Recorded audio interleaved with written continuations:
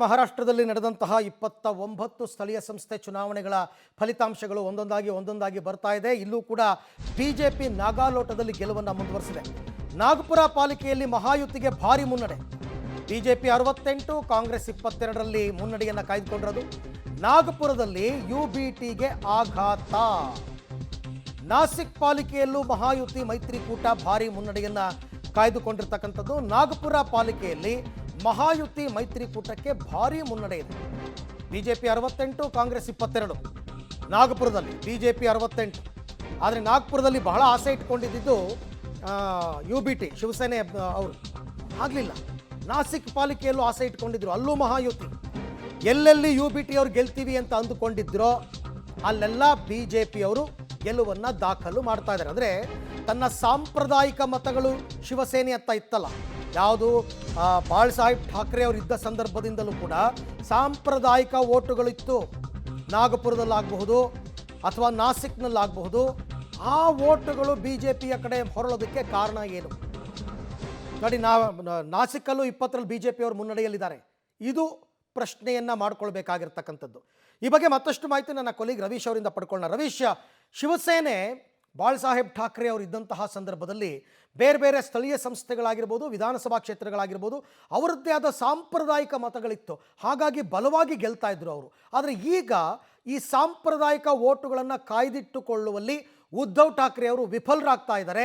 ಅದೆಲ್ಲವೂ B J P ಕಡೆ ಹೊರಳುತ್ತಾ ಇದೆ ಅಂತ ಅನ್ನಿಸ್ತಾ ಇದೆ. ಯಾಕೆ ಹೀಗಾಯಿತು ಪರಿಸ್ಥಿತಿ ಅಂತ? ಅರವಿಂದ್, ಖಂಡಿತವಾಗಿ ಕೂಡ ಈ ಒಂದು 227 ಕ್ಷೇತ್ರಗಳಲ್ಲಿ ಮರಾಠಿ ಅಸ್ಮಿತೆ ಇರತಕ್ಕಂಥ ಕ್ಷೇತ್ರಗಳೇ ಸುಮಾರು 125ರಿಂದ 130 ವಾರ್ಡ್ಗಳು. ಹಾಗಾಗಿ ಈ ಒಂದು ವಾರ್ಡ್ಗಳಲ್ಲಿ ಎಲ್ಲೋ ಒಂದು ಕಡೆ ಸ್ವಲ್ಪ ಮಟ್ಟಿಗೆ ಅಂದರೆ 50, 60, 70ರ ಆಸುಪಾಸಿನ ಮತದಾರರೇನಿದ್ದಾರೆ ಅವರು ಶಿವಸೇನೆಯ ಉದ್ಧವ್ ಠಾಕ್ರೆಯನ್ನು ಕೈ ಹಿಡಿದಿದ್ದಾರೆ ಅನ್ನೋದು ಸಮೀಕ್ಷೆಗಳಿಂದ ಹೇಳ್ತಾ ಇತ್ತು. ಅದು ಸ್ವಲ್ಪ ಮಟ್ಟಿಗೆ ನಿಜ ಆಗಿರ್ಬೋದು. ಆ ಕಾರಣದಿಂದಾಗಿಯೇ ಈ ಪ್ಯಾಟರ್ನಲ್ಲಿ ರಿಸಲ್ಟ್ ಬರೋದಕ್ಕೆ ಅನುಕೂಲ ಆಗಿದೆ. ಜೊತೆಗೆ ಪೂರ್ಣ ಪ್ರಮಾಣದಲ್ಲಿ ಮರಾಠಿಗರು ಶಿವಸೇನೆ ಉದ್ಧವ್ ಠಾಕ್ರೆಯನ್ನು ತಳ್ಳಾಕ್ಬಿಟ್ಟಿದಾರ? ಖಂಡಿತವಾಗಿಯೂ ಕೂಡ ಇಲ್ಲ. ಯಾಕೆಂದರೆ ದಾದ್ರಾ ಒಂದು ವೆಸ್ಟಲ್ಲಿ ಶಿವಸೇನಾ ಭವನ ಇದೆ. ಅದು ಸುತ್ತಮುತ್ತ ಇರ್ತಕ್ಕಂಥ ವಾರ್ಡ್ಗಳಲ್ಲಿ ಶಿವಸೇನೆಯ ಗೆದ್ದಿರ್ತಕ್ಕಂಥದ್ದು ಉದ್ಧವ್ ಠಾಕ್ರೆ ಬಣ. ಇದು ವಿಧಾನಸಭಾ ಚುನಾವಣೆಯಲ್ಲೂ ಕೂಡ ಅದೇ ರೀತಿಯಾಗಿತ್ತು. ಈಗ ಆ ಒಂದು BMC ಚುನಾವಣೆಯಲ್ಲೂ ಕೂಡ ಅದೇ ರಿಫ್ಲೆಕ್ಟ್ ಆಗ್ತಾ ಇದೆ. ಅದು ಸ್ಪಷ್ಟವಾಗಿದೆ. ಆದರೆ ಎಲ್ಲ ಒಂದು ಕಡೆ ರಾಜ್ ಠಾಕ್ರೆ ಮತ್ತು ಉದ್ಧವ್ ಠಾಕ್ರೆ ಇಬ್ಬರೂ ಸೇರಿದಂಥ ಸಂದರ್ಭದಲ್ಲಿ ಮರಾಠಿ ಓಟನ್ನು ಎಷ್ಟು ಸಾಧ್ಯ ಆಗುತ್ತೋ ಅಷ್ಟು ಗಟ್ಟಿ ಹಿಡ್ಕೊಳ್ಳೋದಕ್ಕೆ ಪ್ರಯತ್ನ ಪಟ್ಟಿದ್ದಾರೆ. ಅಂದರೆ 100 ಮತಗಳಲ್ಲಿ ಎಲ್ಲ ಒಂದು ಕಡೆ 50-55 ಮತಗಳು ಶಿವಸೇನೆಗೆ ಅಲ್ಲಿ ಶಿಫ್ಟ್ ಆಗಿರ್ಬೋದು. ಆದರೆ ಇನ್ನುಳಿದಿರ್ತಕ್ಕಂಥ ಮರಾಠಿ ಮತಗಳು ಶಿಂದೆ ಬಣ ಎಲ್ಲ ಒಂದು ಕಡೆ ಅವರನ್ನು ಒಂದು ರೀತಿಯಲ್ಲಿ ಕ್ಯಾಚ್ ಮಾಡ್ಕೊಳ್ಳೋ ನಿಟ್ಟಿನಲ್ಲೂ ಕೂಡ ಒಂದು ರೀತಿಯಲ್ಲಿ ಪ್ರಯತ್ನ ಪಟ್ಟು ಅದರಲ್ಲಿ ಯಶಸ್ಸು ಆಗ್ತಾ ಇದ್ದಾರೆ ಅನ್ನೋದು ಕೂಡ ಈ ರಿಸಲ್ಟ್ನಲ್ಲಿ ಸ್ಪಷ್ಟವಾಗಿ ಗೊತ್ತಾಗ್ತಾ ಇದೆ. ಆದರೆ ಎಲ್ಲ ಒಂದು ಕಡೆ ಬೆಂಗಳೂರಿನಂತೆ ಮುಂಬೈನಲ್ಲೂ ಕೂಡ ಬೇರೆ ಬೇರೆ ಕಡೆಗಳಿಂದ ಬಂದಿರತಕ್ಕಂಥ ಮೈಗ್ರೆಂಟ್ಸ್ ಏನಿದ್ದಾರೆ ಅವರು ಜಾಸ್ತಿ ಪ್ರಮಾಣದಲ್ಲೇ ಇದ್ದಾರೆ. ಸಹಜವಾಗಿ ಆ ಒಂದು ಪ್ರಮಾಣದ ಮತದಾರರು ಬಿಜೆಪಿಗೆ ಶಿಫ್ಟ್ ಆಗಿರ್ತಕ್ಕಂಥದ್ದು. ಆ ಮತದಾರರ ಮೇಲೆತ್ತೋದಕ್ಕೆ ಶಿವಸೇನೆ ಬಣ, ಉದ್ಧವ್ ಠಾಕ್ರೆ ಬಣದಲ್ಲಿ ಯಾವುದೇ ರೀತಿಯ ಶಕ್ತಿ, ಲೀಡರ್ಶಿಪ್, ನಾಯಕತ್ವ ಇರಲಿಲ್ಲ ಅನ್ನೋ ಕಾರಣಗಳಿಗೋಸ್ಕರವಾಗಿ ಈ ರೀತಿಯ ರಿಸಲ್ಟ್ ಇಂಪ್ಯಾಕ್ಟ್ ಆಗ್ತಾ ಇದೆ. ಜೊತೆಗೆ ಹಿಂದುತ್ವ ಪ್ಯಾಟರ್ನ್. ಯಾಕೆಂದರೆ ಈ ಹಿಂದೆ ಬಿಜೆಪಿ ಜೊತೆ ಅಲಯನ್ಸ್ ಆದಂಥ ಸಂದರ್ಭದಲ್ಲಿ ಒಂದು ಮರಾಠಿ, ಇನ್ನೊಂದು ಹಿಂದುತ್ವ ಪ್ಯಾಟರ್ನ್, ಜೊತೆಗೆ ವಲಸಿಗ, ಈ ಮೂವರು ಕೂಡ ಸೇರಿ ಈ ಮೂರು ಒಂದು ರೀತಿಯಲ್ಲಿ ಮ್ಯಾಚ್ ಆಗಿ ಬಿಜೆಪಿ ಮತ್ತು ಶಿವಸೇನೆ ಅಧಿಕಾರ ಹಿಡಿಯೋದಕ್ಕೆ ಸಾಧ್ಯ ಆಗ್ತಾ ಇತ್ತು. ಆದರೆ ಈ ಚುನಾವಣೆಯಲ್ಲಿ ಆ ಒಂದು ಮಿಸ್ ಮ್ಯಾಚ್ ಆಗಿದೆ. ಯಾಕೆಂದರೆ ಹಿಂದುತ್ವ ಅನ್ನೋ ವಿಚಾರದಲ್ಲಿ ಕಳೆದ ವಿಧಾನಸಭೆ ಚುನಾವಣೆಯಲ್ಲೇ ಶಿವಸೇನೆ ಉದ್ಧವ್ ಠಾಕ್ರೆ ತೆಗೆದುಕೊಂಡಂಥ ನಿರ್ಧಾರ ಏನಿತ್ತು ಅಲ್ಲಿ ಒಂದು ರೀತಿಯಲ್ಲಿ ಕಟ್ ಆಫ್ ಆಯಿತು. ಜೊತೆಗೆ ಮೈಗ್ರೆಂಟ್ಸ್ ಏನಿದ್ದಾರೆ ಅವರು ಸಾರಾಸಗಟಾಗಿ ಒಂದು BJP ಕಡೆ ಹೋಗುವಂಥ ಪ್ರಯತ್ನ ಆಯಿತು. ಹಾಗಾಗಿ ಇಲ್ಲಿ ಶಿವಸೇನೆ ಉದ್ಧವ್ ಠಾಕ್ರೆ ಬಣಕ್ಕೆ ಕೈ ಕೊಡ್ತು. ಹಾಗಾಗಿ ಮರಾಠಿ ಅಸ್ಮಿತೆಯ ಪ್ರದೇಶಗಳೇ 130 ಕ್ಷೇತ್ರಗಳಿಗೇನು ಅವರು 65, 67, 68, 70 ತನಕ ಕ್ರಾಸ್ ಆಗ್ತಾ ಇದ್ದಾರೆ.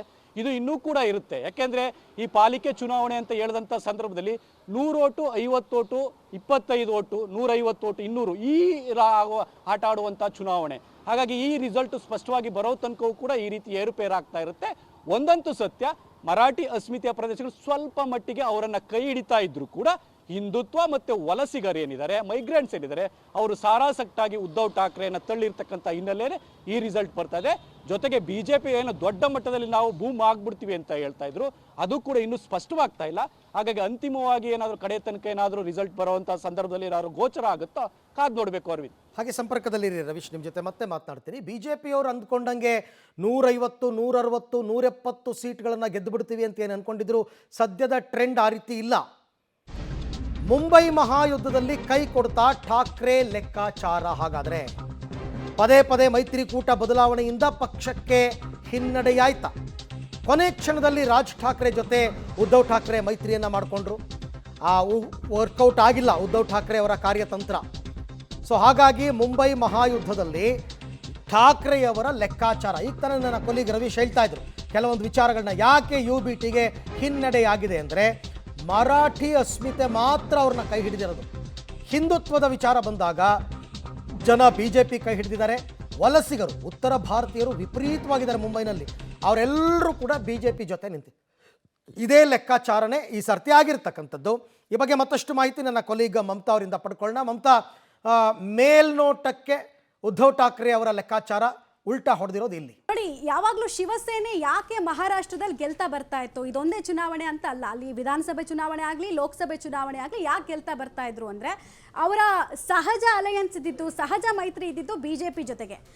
ಶಿವಸೇನೆ ಮರಾಠಿಗರ ಓಟನ್ನು ತೊಗೊಂಡು ಬಂದರೆ BJP ಬಂದು ನಾನ್ ಮರಾಠಿಗರು ಅಂದರೆ ಮೈಗ್ರೆಂಟ್ಸ್ ಯಾರ್ಯಾರು ವಲಸಿಗರು ಬಂದಿದ್ದಾರೆ ಅವರು ಓಟನ್ನು ತೊಗೊಂಡು ಬರ್ತಾರೆ. ಮತ್ತು ಹಿಂದುತ್ವ ಅನ್ನೋದು ಒಂದು ಸಿಮೆಂಟಿಂಗ್ ಫ್ಯಾಕ್ಟರ್ ಆಗುತ್ತೆ, ಬೆಸೆಯೋ ಫ್ಯಾಕ್ಟರ್ ಆಗುತ್ತೆ ಅನ್ನೋ ಕಾರಣಕ್ಕೆ ಅವರಿಗೆ ಲಾಭ ಆಗ್ತಾ ಇತ್ತು. ಬಟ್ ಈ ಸಲ ಏನು ಮಾಡಿದ್ರು ಅಂದರೆ ಲಾಸ್ಟ್ ಒಂದು 2020 ನಂತರ ಈಕ್ವೇಷನ್ಗಳು ಬದಲಾಗ್ತಾ ಹೋಯಿತು. ಈಗೋ ಪ್ರಾಬ್ಲಮ್ ಬಂತಲ್ಲಿ, ಪ್ರತಿಷ್ಠೆ ಅನ್ನೋದು ಬಂತು.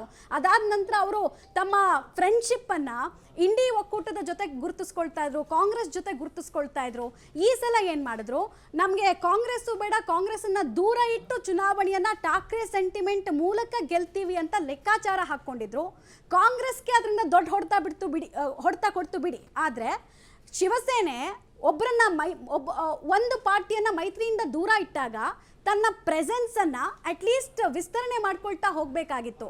BJP ಎಲ್ಲಿ ಲಾಭ ಆಯಿತು ಅವ್ರಿಗೆ ಅಂತ ಅಂದರೆ ಅವ್ರು ಕೇವಲ ನಾಗ್ಪುರ ಸುತ್ತಮುತ್ತ ಮಾತ್ರ ಅವರ ಪ್ರಾಬಲ್ಯವನ್ನು ಗೆದ್ಕೊಳ್ತಾ ಬರ್ತಾ ಇದ್ರು. ಬಟ್ ಅವರು ಸೌತ್ ಇಂಡಿಯನ್ಸ್, ನಾರ್ತ್ ಇಂಡಿಯನ್ಸ್ ಮತ್ತು ಎಲ್ಲ ರೀತಿಯ ವೋಟರ್ಸ್ ಬೇಕು ಎಕ್ಸೆಪ್ಟ್ ಮುಸ್ಲಿಮ್ಸ್ ಅನ್ನೋ ಲೆಕ್ಕಾಚಾರ, ಅದಕ್ಕೆ ತಕ್ಕಂತೆ ಮಾಡಿದಂತಹ ಸ್ಟ್ರಾಟಜಿ ಅವ್ರ ಕೈ ಹಿಡಿತು.